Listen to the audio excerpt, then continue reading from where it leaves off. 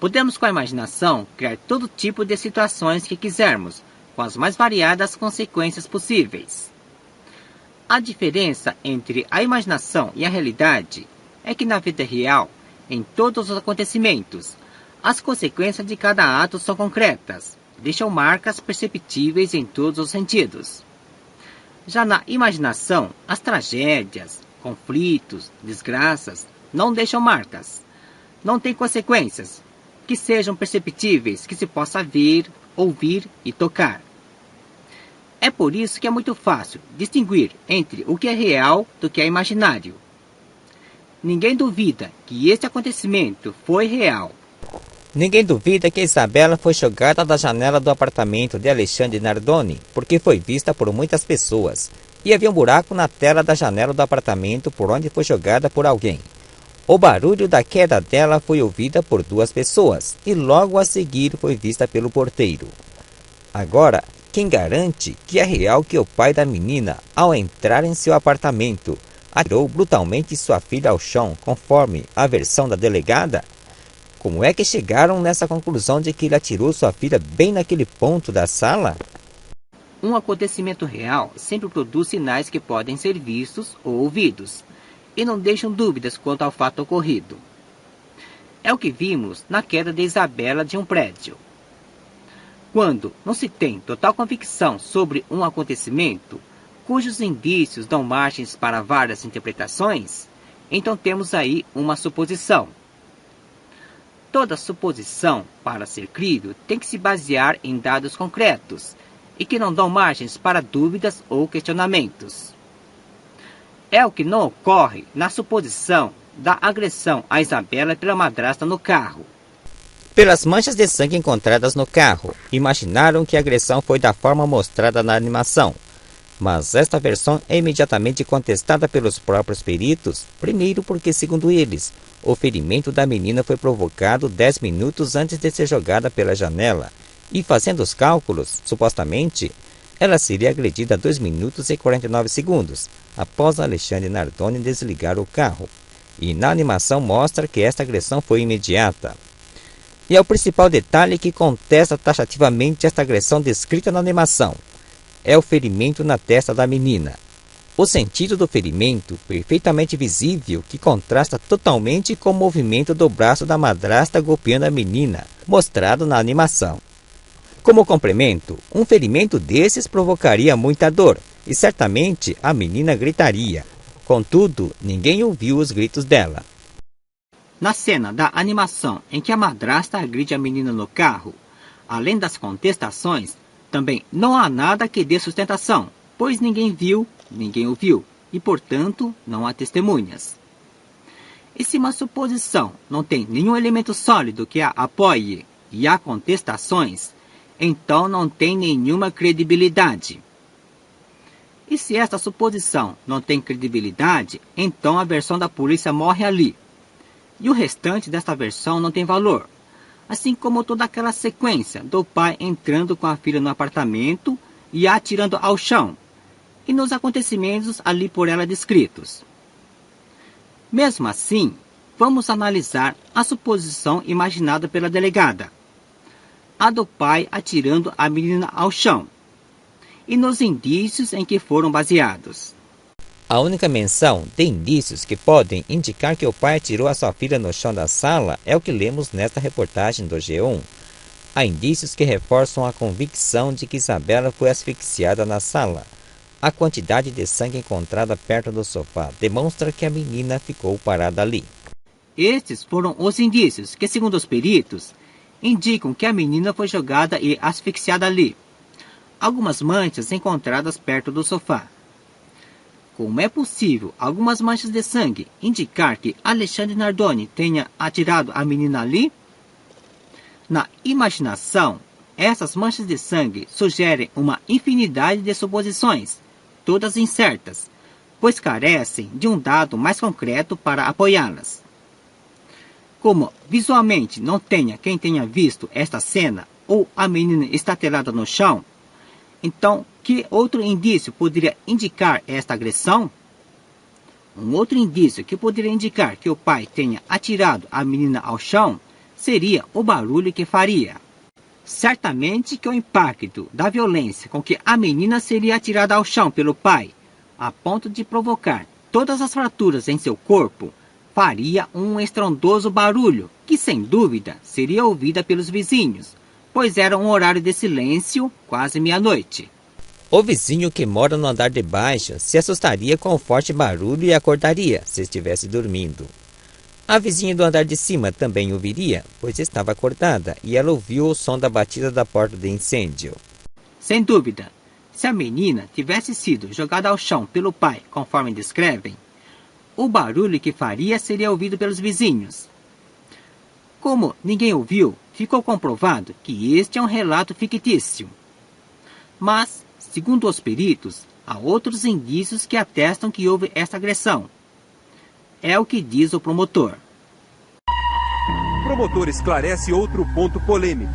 Alexandre Nardoni, ainda dentro do apartamento, teria arremessado a filha com tanta força a ponto de provocar fraturas? Essas fraturas não poderiam ter sido causadas pela queda? Não, os legistas dizem que não, e eles explicam o porquê. Não tem compatibilidade com a queda, e isso está no laudo. Houve uma polêmica. As fraturas encontradas em Isabela, segundo os legistas, não foram provocadas pela queda dela de um prédio, mas sim por ter sido atirada ao chão pelo pai. Diz o repórter que esta polêmica foi esclarecida pelo promotor. Este esclarecimento, que pelo jeito convenceu o repórter, também convenceu a vocês? Fica a dúvida. A suposição do pai ter atirado a menina ao chão foi porque os legistas, através das fraturas observadas em Isabela, chegaram a esta conclusão? Analisemos esta circunstância. Os legistas concluíram que todas aquelas fraturas em Isabela não foram provocadas pela queda do edifício, e sim pelo pai atirando a menina no chão da sala. A distância da janela do 6º andar até o jardim do edifício London é de uns 17 metros, mais ou menos. A distância dos braços de Alexandre segurando a menina até o piso é de 1,20 m. Você concordaria com os legistas de que todas aquelas fraturas em Isabela não foram provocadas pela queda de 17 metros, mas pela queda de 1,20 m? Quem, de bom senso, acreditaria na conclusão dos legistas? O promotor acreditou, e pelo jeito o repórter também. É bom lembrar que a queda de Isabela do edifício foi um fato real, e a queda no chão da sala é uma suposição. Qual é o grau de credibilidade nessas duas opções sobre como foram provocadas as fraturas em Isabela? Vocês acreditam em 100% de que todas aquelas fraturas em Isabela foram provocadas pela queda real do prédio, a uma altura de uns 17 metros, e 0% na suposição do pai ter atirado a menina a uma altura de 1,20 m?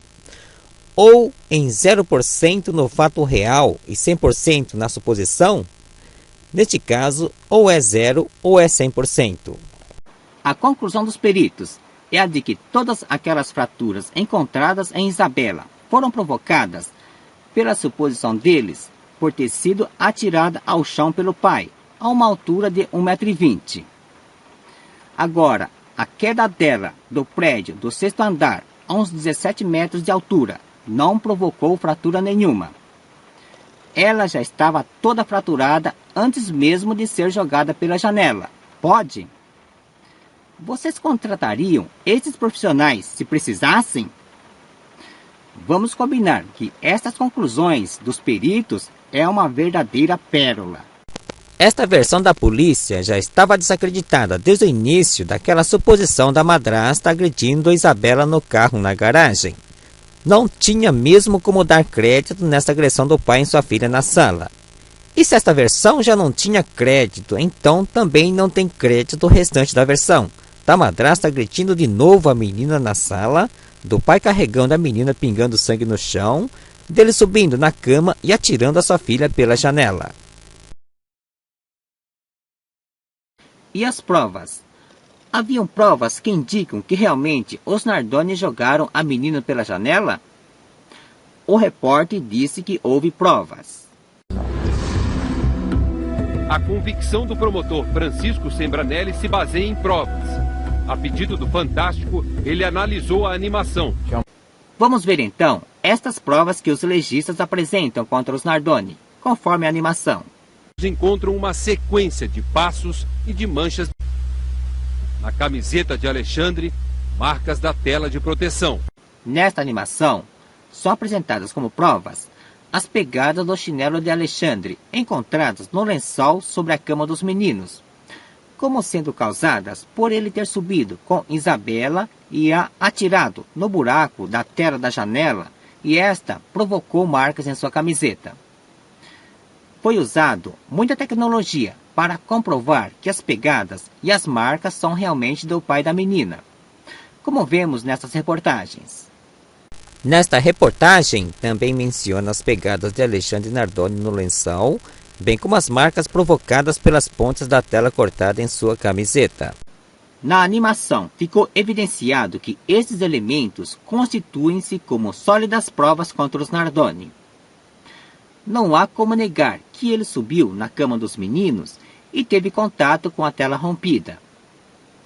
Só que eles não mencionaram a justificativa simples e lógica para estas supostas provas. A própria Ana Jatobá confirma que as pegadas são de seu marido, conforme ela disse em sua entrevista. O Alexandre subiu na cama e pôs a cabeça para fora através do furo, com o Pietro ainda no colo.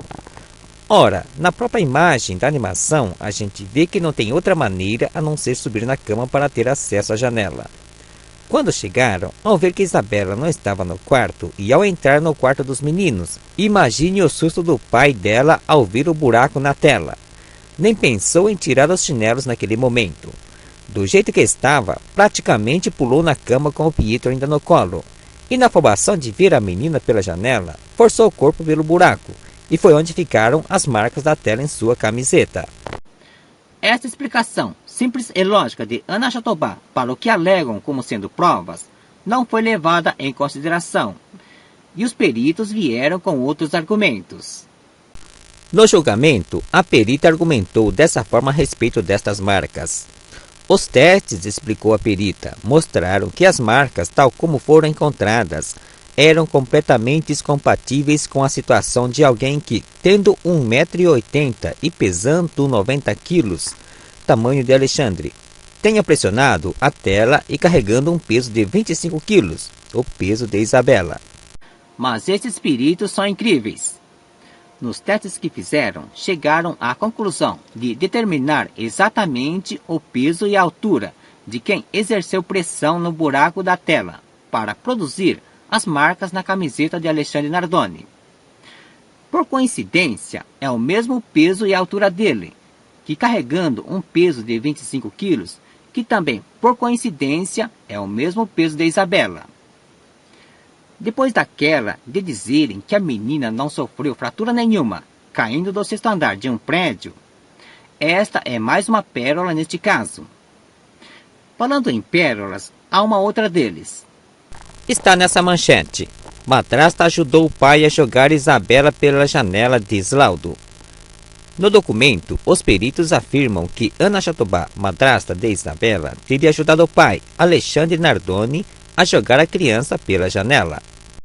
Os peritos concluíram que um homem com as dimensões de Alexandre Nardoni, com 1,80 m de altura, pesando 90 kg, não conseguiria subir na cama dos meninos com uma criança de 25 kg e precisou da ajuda da esposa. Está sobrando imaginação nessa história. Fica por conta de vocês escolherem qual pérola dos peritos gostaram mais. Foi com o trabalho desses profissionais, considerado fundamental, que contribuiu para a condenação do casal Nardoni. No próximo vídeo, a continuação da análise desta animação.